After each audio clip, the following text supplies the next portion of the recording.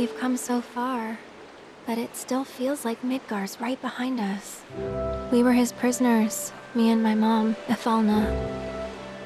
He kidnapped us because she was a Cetra, a specimen for his experiments.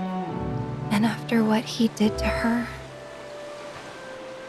after all the pain and the horror he put us through, I hate him.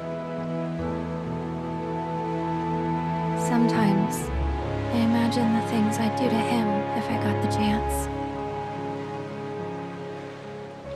I start thinking things so dark and ugly that it scares me.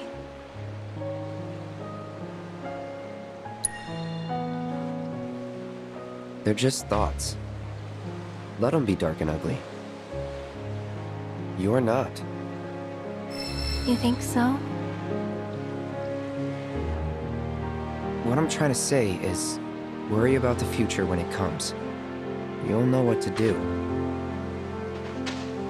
And whatever you decide, I'm with you. I appreciate it.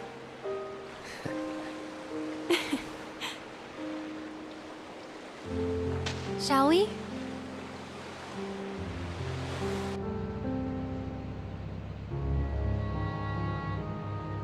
No need to worry about the future till it comes. Not until the moment arrives. And when it does, I'll be counting on you. Good. Not you. That was to her, my future self.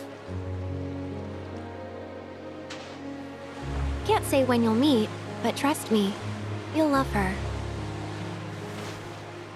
Just you wait.